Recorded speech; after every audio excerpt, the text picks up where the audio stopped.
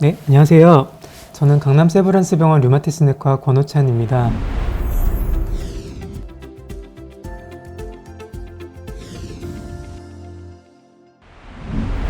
오늘은 통풍의 증상 및 예방법과 최신 치료 지견에 대해서 말씀을 드리겠습니다. 통풍은 중년 남성에서 가장 흔한 염증성 관절 질환입니다. 고요산 혈증이 원인이 되어서 생기는 염증성 관절 질환이고요. 고요산 혈증이 지속이 되게 되면 체내에 과다하게 축적된 요산이 결정화되고 이게 관절과 관절 주변 조직에 침착되어서 반복적으로 염증이 발생하는 그런 질환입니다. 이 그림은 2002년부터 2015년까지 한국에서 통풍의 유병률을 보여주는 그림이 되겠습니다. 왼쪽에 있는 그래프는 성별에 따른 유병률을 보여주는 그래프인데요. 보시면은 남성과 여성 모두에서 점점 유병률이 증가하는 것을 볼 수가 있습니다. 2015년 기준으로 했을 때 남녀 통틀어서 유병률은 2% 정도 되는 것을 알 수 있습니다. 오른쪽에 있는 그래프는 연령에 따른 유병률을 보여주고 있는데요. 전 연령대에 걸쳐서 모두 유병률이 점차 증가하고 있는 그런 경과를 보이고 있습니다. 특히 20, 30대 젊은 연령층에서도 유병률이 증가하고 있는 그런 질환이 되겠습니다. 그래서 이제 통풍의 원인이 고요산 혈증이라고 말씀을 드렸는데요. 고요산 혈증의 정의를 좀 살펴보면 고요산 혈증이라는 것은 결국에는 혈액 내의 요산 수치가 높아져 있다 라고 이해하시면 되겠습니다. 그러면 요산 수치가 높다는 것의 기준은 무엇인가? 그거는 이제 남성과 여성이 좀 다릅니다. 남성에서는 요산 수치가 7을 넘으면은 고요산 혈증이라고 하고 여성에서는 6이 넘으면은 고요산 혈증이라고 합니다. 고요산 혈증의 유병률은 전체 남자 여자 통틀었을 때 11.4% 정도 되고 남성에서 더 흔한 것으로 되어 있습니다. 그러면은 고요산 혈증이 어떻게 발생하는지 그 과정을 조금 간단하게 좀 살펴보겠습니다. 먼저 왼쪽 부분에 보시면 그 퓨린이라고 글씨가 써 있는 부분이 있는데 퓨린은 일종의 유기화합물로 식품에 함유되어 있는 그런 물질이 되겠습니다. 이 퓨린이라는 물질이 많이 함유되어 있는 식품으로는 붉은색 고기나 조개류, 내장류, 그리고 등푸른 생선 등이 있습니다. 이렇게 식이를 통해서 퓨린이 몸 안으로 들어오게 되고 또한 내인성으로 퓨린이 몸 안에서 만들어지기도 합니다. 이렇게 해서 체내에 들어온 퓨린은 여러 대사 과정을 통해서 결국에는 요산이라는 최종 대사 산물로 변하게 됩니다. 이렇게 해서 만들어진 요산은 신장이나 장을 통해서 몸 밖으로 배설이 되게 되는데요. 이와 같이 요산이 생성되는 과정이 과다해도 고요산 혈증이 생기고 요산 배설 과정이 감소해도 고요산 혈증이 생길 수 있습니다. 물론 이 두 가지 과정이 모두 작용을 할 때에도 고요산 혈증이 생길 수가 있습니다. 고요산 혈증의 원인으로는 여러 가지 내과적 질환 그리고 식품과 약물들이 원인이 될 수가 있습니다. 그 중에 가장 중요한 원인을 꼽자면 알코올이 있습니다. 알코올은 그 요산의 배설 과정을 억제하기도 하면서 요산 생성을 증가시키는 요인이기도 하기 때문에 굉장히 중요한 원인이라고 할 수가 있습니다. 통풍의 전형적인 임상 양상은 급성으로 관절이 붓고 아프면서 빨갛게 발적이 동반되고 열감이 있으면서 눌렀을 때 극심한 통증이 있는 것이 특징입니다. 이러한 증상을 저희가 통풍 발작이라고 부르는데요. 이러한 통풍 발작은 사진에서 보시는 것처럼 엄지발가락이 오는 경우가 가장 흔합니다. 그 밖에도 발등이나 발목 그리고 무릎과 같은 관절에 통풍 발작이 오는 경우가 있습니다. 이와 같은 통풍 발작은 증상이 시작하고 나서 6시간에서 12시간 이내에 피크 레벨로 통증이 증가를 하게 되고 2주 이내에 통증이 완전히 사라지게 됩니다.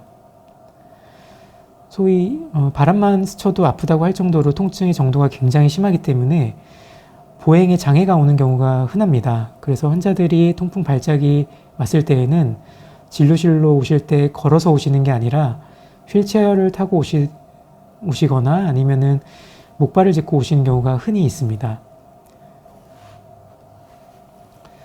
통풍이 이제 제대로 치료되지 않고 오랜 기간 방치를 하게 되면은 사진에서 보시는 것처럼 피하 조직의 이런 덩어리가 형성이 되게 됩니다. 이것을 저희가 통풍결절이라고 부르는데요. 통풍결절은 피하 조직의 요산이 축적되어서 생기는 병변입니다. 통상적으로는 굉장히 단단하게 만져지지만 압통이 있다든지 어떤 염증의 징후가 있는 그런 소견은 아닙니다. 관절뿐만이 아니라 가장 오른쪽에 보이시는 것처럼 귓바퀴에도 이런 통풍결절이 생길 수가 있습니다. 통풍의 임상 경과에 대해서 좀 말씀을 드리겠습니다. 우선은 가장 왼쪽부터 보시면은 무증상의 고요산 혈증 시기가 먼저 선행을 하게 됩니다. 이와 같은 무증상 고요산 혈증 시기가 어느 정도 지나가게 되면은 어느 순간에선가 통풍 발작이 처음으로 발생하게 되고 이게 2주 이내에 없어지게 됩니다. 그러면은 이제 통증이 사라졌다가 또 통풍 발작이 다시 반복적으로 발생을 하게 되고 이런 과정이 반복을 하다가 통풍이 만성화가 되게 되면은 그때부터는 발작과 발작 사이에도 통증이 완전히 가라앉지가 않고 어느 정도의 통증이 지속적으로 남아있는 그런 상태가 됩니다. 그렇기 때문에 통풍이 만성화되기 전에 제대로 된 관리가 중요하다고 할 수 있습니다. 통풍을 진단하기 위해서 이제 가장 정확하고 좋은 진단 방법은 통풍 발작이 와 있을 때 그 관절에서 관절액을 뽑은 다음에 그 관절액을 편광현미경으로 검사하는 것입니다. 그래서 관절액을 뽑아서 편광현미경 검사를 해보면 오른쪽에 보이시는 그림처럼 바늘 모양의 요산 결정을 관찰할 수가 있는데 관절액에서 이러한 소견이 관찰이 되면은 통풍으로 확진을 내릴 수 있는 소견이 되겠습니다. 그렇지만 엄지발가락 같은 굉장히 작은 관절에서 관절액을 뽑는 것은 굉장히 어려운 일이고 더군다나 통풍 발작이 와 있어서 굉장히 아픈, 손만 갖다 대도 아픈 상황에서는 거기에 바늘을 찔러서 물을 뽑는 게 더더욱 어려운 일입니다. 그렇기 때문에 진단을 위해서 이와 같이 관절액을 뽑고 편광현미경 검사를 하는 게 어려운 경우가 굉장히 흔히 있습니다. 그런 경우에는 저희가 통풍의 진단 분류 기준을 참고해서 통풍 진단을 내리고 있습니다. 이 표는 2015년도 미국 유럽 류마티스 학회에서 제시한 통풍의 진단 분류 기준표가 되겠는데요. 세부 항목을 살펴보면 임상적 기준, 검사실 기준, 그리고 영상적 기준 이렇게 크게 세 가지 축으로 구성이 되어 있습니다. 임상적 기준은 환자가 호소하고 있는 관절 증상이 얼마나 통풍 관절염에 합당한지를 가지고 점수를 매기는 그런 항목이 되겠습니다. 검사실 기준은 혈액검사상 요산 수치가 어느 정도 수치인지를 가지고 점수를 매기는 기준이 되겠고, 영상적 기준은 관절 초음파나 이중에너지 컴퓨터 단층 촬영 검사, 그리고 X선 검사를 근거로 해서 점수를 산정하는 그런 항목이 되겠습니다. 그래서 전체 23점 만점으로 구성되어 있는 진단 분류 기준이 되겠는데 그 중에 8점 이상이 만족을 하면은 저희가 통풍으로 분류를 하고 있습니다. 통풍 환자에서 관절 초음파를 시행을 해보면 이 그림에서 보시는 것처럼 관절 연골을 따라서 이렇게 하얀색 선이 하나가 관찰되게 됩니다. 이게 이제 요산이 쌓여서 이렇게 하얗게 보이는 부분인데 이렇게 하얀 선이 한 개, 두 개, 이렇게 두 개가 보인다고 해서 이중 윤곽 징후라고 부르고 있습니다. 통풍 환자에서 특징적인 그런 초음파 소견이 되겠습니다. 또 다른 영상 기법으로 이중 에너지 컴퓨터 단층 촬영이라는 검사 기법을 사용하고 있습니다. 이 검사를 이용하면 요산이 초록색으로 관찰되기 때문에 사진에서 보시는 것처럼 관절에 요산이 축적되어 있는 그런 증거를 확인할 수 있습니다. X선 검사 같은 경우에는 주로는 이제 좀 만성으로 진행된 환자에서 이상 소견을 관찰할 수가 있는데 여기 사진에서 보시는 것처럼 엄지발가락 쪽에 이렇게 동그랗게 패여 있는 형태로 관절 손상이 오는 것이 통풍 관절의 특징적인 소견이 되겠습니다. 다음으로 치료에 대해서 말씀을 드리겠습니다. 아직까지 통풍 발작이 한 번도 오지 않은 무증상 고요산 혈증 상태인 경우에는 요산 낮추는 치료를 별도로 할 필요는 없습니다. 다만 고요산 혈증이 생긴 원인에 대한 평가는 반드시 해야 되고 어떤 특정 내과적인 질환이 있는 것은 아닌지 내지는 뭐 과음을 하는 것은 아닌지 이런 부분에 대한 평가는 반드시 하셔야 되고요. 교정 가능한 부분이 있다면 반드시 교정을 해줘야 됩니다. 즉, 무증상의 고요산 혈증 시기를 지나서 통풍이 발생을 한 상태라면 치료는 두 가지 측면에서 접근을 해야 됩니다. 첫 번째로는 급성 통풍 발작의 치료이고 두 번째는 요산 낮추는 치료입니다. 각각에 대해서 조금 더 자세하게 말씀을 드리겠습니다. 급성 통풍 발작의 치료는 환자가 통증이 굉장히 심하기 때문에 최대한 빨리 치료를 시작하는 것이 원칙입니다. 치료를 하게 되면 대개 일주일 이내로 완전히 증상이 호전되는 경과를 보이게 되고요. 저희가 사용하는 약제로는 경구약제로 콜킨, 비스테로이드성 소염 진통제, 그리고 스테로이드를 사용하고 있습니다.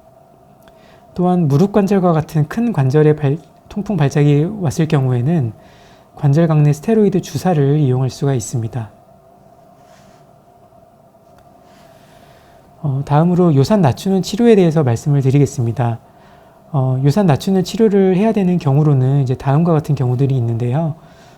통풍 결절이 있는 경우, 그리고 영상학적으로 관절 손상이 있는 경우, 그리고 발작이 연간 2회 이상으로 잦은 경우, 이런 경우에는 반드시 요산 낮추는 치료를 해야 됩니다. 또한 연간 2회 미만으로 발작 빈도가 그렇게 많지는 않다고 하더라도 지금까지 총 2회 이상의 발작이 있었던 경우라면 요산 낮추는 치료를 시작하는 것이 좋습니다.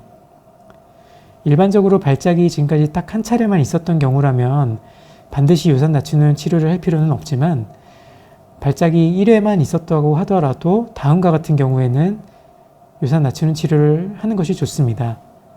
그 경우로는 만성 콩팥병이 있는 경우, 그리고 요산 수치가 9를 넘는 정도로 아주 높은 경우, 그리고 요로결석이 있는 경우에는 통풍 발작이 딱 한 차례만 있었다고 하더라도 요산 낮추는 치료를 하는 것이 권장됩니다. 요산을 낮추기 위해서 저희가 사용하는 약제로는 국내에서는 세 가지 약제를 사용할 수가 있습니다. 첫 번째로는 알로프리놀인데요. 이거는 요산의 과다 생성을 억제하는 약제입니다. 치명적인 부작용으로는 생명을 위협할 수 있는 정도의 굉장히 중대한 피부 부작용이 발생할 수가 있는데요. 그렇기 때문에 사용 시에 좀 주의가 필요합니다. 이러한 부작용이 발생할 수 있는 위험 인자로는 환자가 고령인 경우, 그리고 콩팥 기능이 좋지 않은 경우, 그리고 HLA-B5801이라는 유전자가 양성인 경우 등이 있습니다. 굉장히 치명적인 부작용이기 때문에 알로프리놀을 사용하기 전에는 반드시 HLA-B5801 유전자 검사를 시행을 해서 사용해도 안전한지를 사전에 검사를 반드시 해야 합니다. 그래서 안전한 경우에만 사용하는 것이 바람직합니다. 다음으로 페북소스타트라는 약인데요. 이것도 알로프리놀과 마찬가지로 요산의 과다 생성을 억제하는 약제입니다. 알로프리놀과는 다르게 치명적인 피부 부작용은 발생하지 않는 약이고요. 그리고 콩팥 기능이 안 좋은 경우라도 비교적 안전하게 쓸 수 있다는 장점이 있습니다. 조금 논란의 여지가 있을 수는 있는데 일부 연구 보고들에 따르면 심장혈관 질환에 조금 안 좋다라는 그런 보고들도 있어서 기저에 심장 질환이 있는 환자들 같은 경우에는 사용 시에 조금 주의가 필요한 약제가 되겠습니다. 마지막으로 벤즈브로마론이라는 약제도 있는데 이거는 신장에서 요산의 배설을 촉진시키는 그런 약이 되겠습니다. 요로결석이 있거나 콩팥 질환이 있는 환자에서는 사용할 수 없는 약제가 되겠습니다.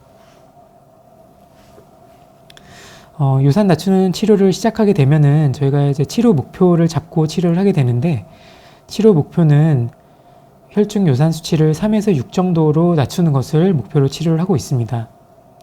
다만 통풍 결절이 있는 경우에는 3에서 5 정도 맞추는 것을 목표로 치료를 하고 있습니다. 요산 낮추는 약물을 시작할 때에는 처음 3에서 6개월 정도는 예방적 항염증 치료를 병행하는 것이 좋습니다. 그 이유는 요산 수치가 꾸준히 높아도 통풍 발작이 잘 오지만 요산 수치가 변하는 과정에서도 통풍 발작이 잘 오기 때문입니다.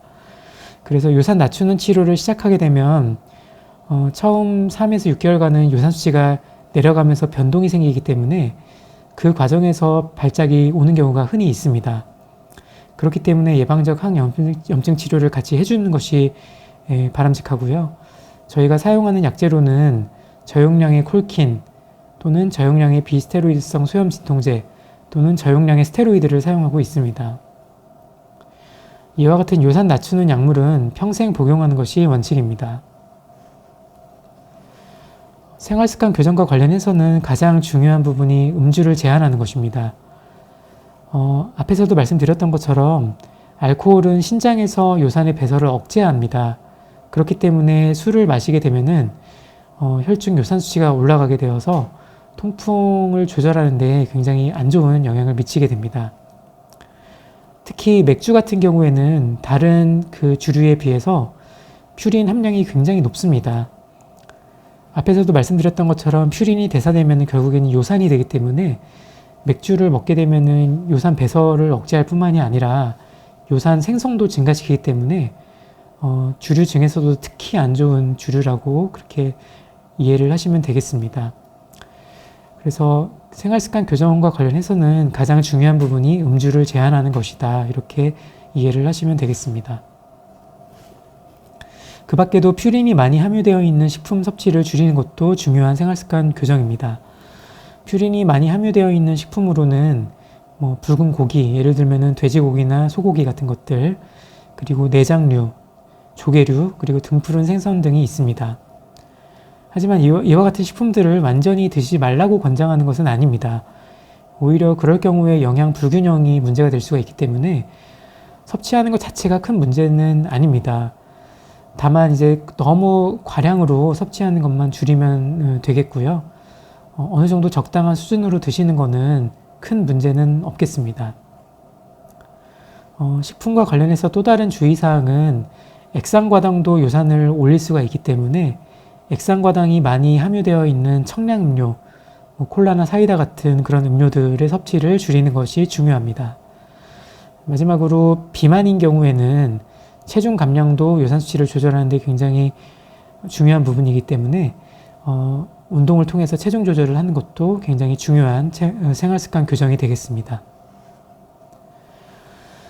하지만 생활습관 교정을 아무리 철저하게 한다고 하더라도 우리가 내릴 수 있는 요산 수치가 1에서 2 정도밖에 되지를 않습니다. 그렇기 때문에 우리가 목표로 하고 있는 요산 수치 3에서 6 정도를 맞추는데 생활습관 교정만으로는 어려운 경우가 대부분이고요. 그렇기 때문에 생활습관 교정을 병행하면서도 반드시 꾸준히 약물 치료를 하는 것이 중요하다고 할 수가 있겠습니다. 지금까지 강남구청과 함께하는 건강 콘서트 통풍편이었습니다. 모두 건강하시기를 기원합니다. 감사합니다.